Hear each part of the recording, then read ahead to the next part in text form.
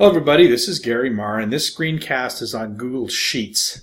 Now, Google Sheets is an important part of the Google Drive product line because it supports spreadsheets. Spreadsheets are a key tool in running any kind of business or any kind of organization for that matter. I've been using spreadsheets since their outset, VisiCalc, Lotus 123. The premier spreadsheet option today is Microsoft Excel. It's still the biggest and the best.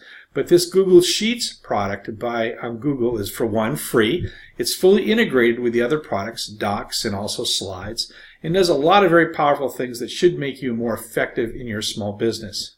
So I'm going to talk about that today, and I'm going to start off by getting us into the product. So far, I've taken you to Docs via Google Mail by selecting an icon, but the other thing we can do here is if I select Google Apps up here, Drive, so I go into Google Drive, and then from Drive I select the new icon, and then next Google Sheets. It'll give me an open blank spreadsheet on my screen. First thing I want to do is name this guy, so it's going to be First Sheet, and that will be the file name of this saved spreadsheet in Google Drive. In fact, if I were to go back in Google Drive now and look for in my general folder, I would find First Sheet. And if you look at the rest of the screen, it's very similar to what we saw with Docs. We have a line of menus or a bar of menus. We have a bar of icons. The difference between this look and the one we got with Docs is that this has got this grid on the screen. Now, the grid consists of rows and columns.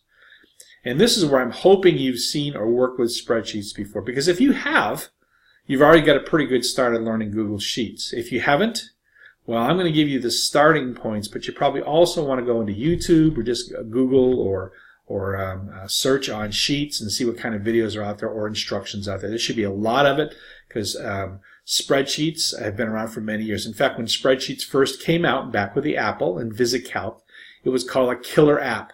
Killer apps are those applications that were so important to a particular group, in this case business, that people went out and bought PCs because of it.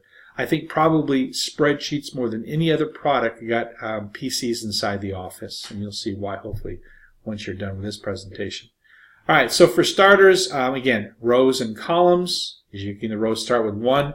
How many rows you have is largely determined on how much memory you have in your computer, but it's in the thousands probably now for most of you. Same thing is true with columns. It starts with A, it goes to Z, then it goes AA, AB, AZ, or excuse me, AC, AD, etc. So they can go out quite a ways. You navigate around the spreadsheet by looking at this window of rows and cells. If I move over past the G column, I'm going to start to see H and I, and of course A, B, and C are going to fall off my display. I've got a couple of special buttons here, function button, and I've got my share still, I've got my comment button. I've got all the same kinds of things I had with Google Docs. One additional feature that the spreadsheet supports that Google Docs doesn't is I can have multiple sheets in the same spreadsheet file. So this sheet, for example, could be Business A. I could create a new sheet. This one could be Business 2.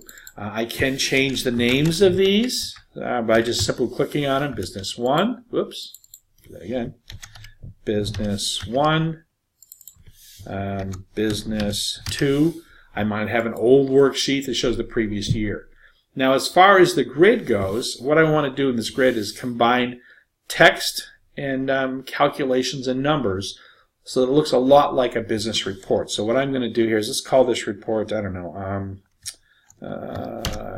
profit, oops, I guess it's spelled right, profit, loss, business 1. That's simply a title, is all that is. Now, if I have to make a change, and you notice I hit the wrong key there. I put a 1 up there. I can either type directly in this box or I can type in this edit line. Either one will work. You'll notice that this text extends beyond the column that I have in front of me, but I can also change the width of the column a couple ways. One by dragging it. There's also some menu options that lets me do that also. So let's make my next line here another header line. We'll call this Accounts. We'll call this January, we'll call this February, and maybe let's call this column March. Let's down the rest of the rows, put some categories for profit loss.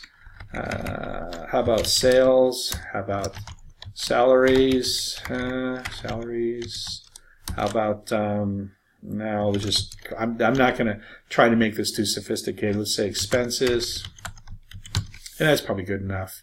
And then down below here, we're going to call this one profit. Okay. And so the idea here is I'm going to take and use these columns as headers. And what I can do is I can dress them up a little bit, make them visually a little bit more attractive. Because I'm using a shrunken screen, it shrunk my menu here. If I hit the More button, it'll let me change the fill color, which I want to be black. It'll change my text color to be white so it stands out a little bit more. Okay.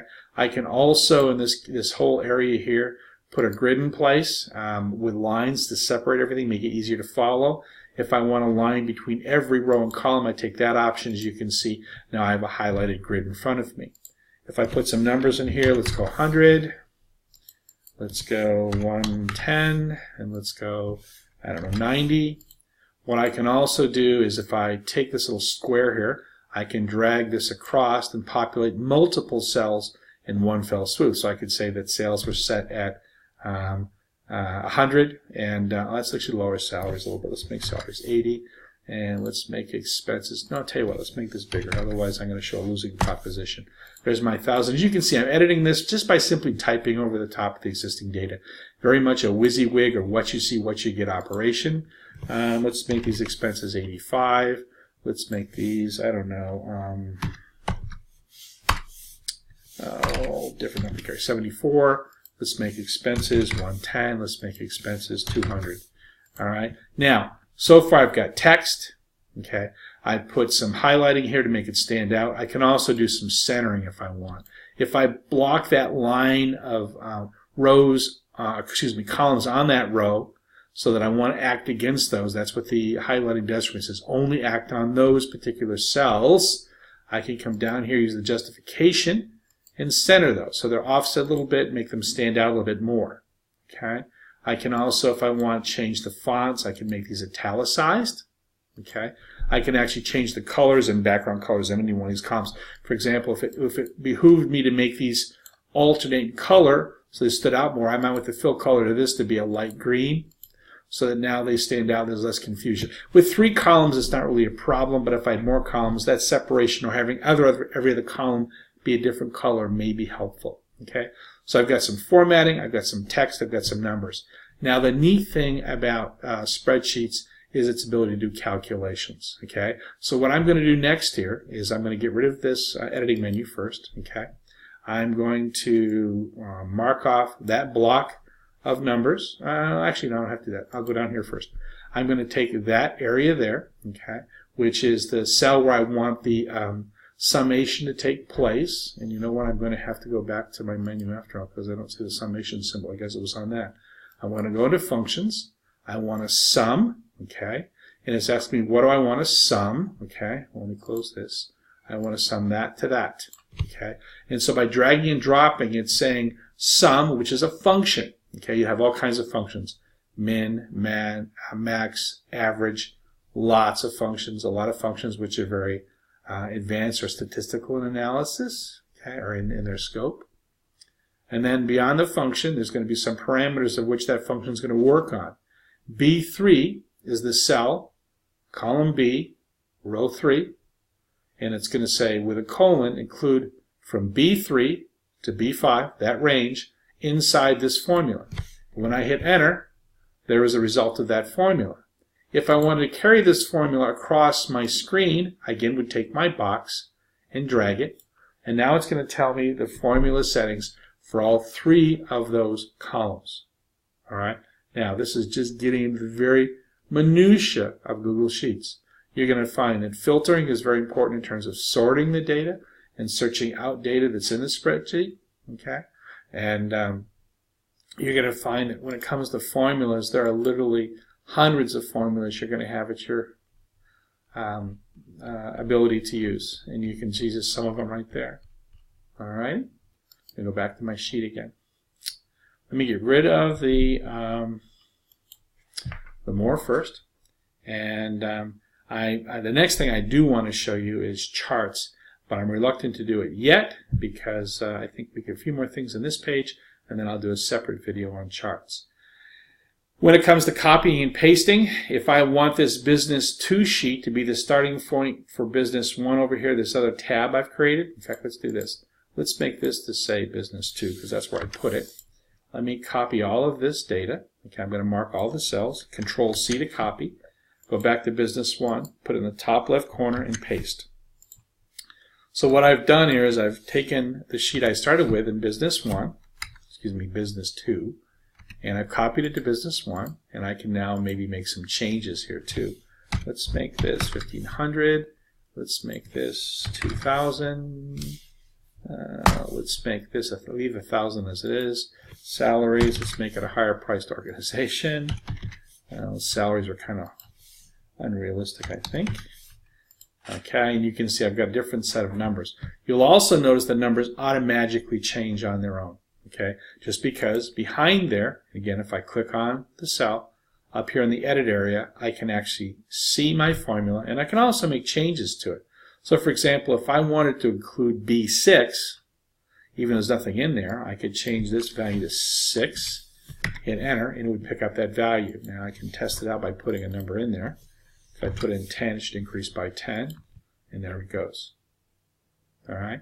I can still share this to me only or with other people, which makes it a great tool if you've got other managers, other employees you want to see it. I can add a comment to it. Okay, if I want this number here, let's see if we can put a comment in there. A comment, and we're going to say this is a test value. Comment will stay with the sheet so that if for some reason I want to go back and find out why I have that errant 10 in there, I will be able to know why. Well, actually, I just cancel that portion of that, but I can also add a comment to it. As far as the menus go, the file menu is very similar to what you're going to find with Docs and all the rest of the Google Drive products. It's going to let you open, close files, make copies. I can export this to Excel. I can create a PDF of it. I can print it out, all from the file menus. Edit, cut, replace. I can also delete rows and columns with the edit menu. View gives me grid lines or non-grid lines. I can also freeze rows on the screen. This is something which is more important if you're working with very large web spreadsheets. You might want part of your columns to stay fixed.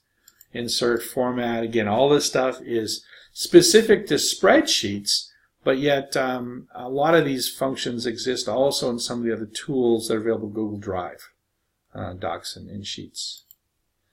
This is a very, very big product that has a lot of power for any kind of modeling, analysis, reporting you want to do in your business organization. So I'm going to stop this presentation here, and then I'm going to use this same spreadsheet in a minute to show how to create a chart.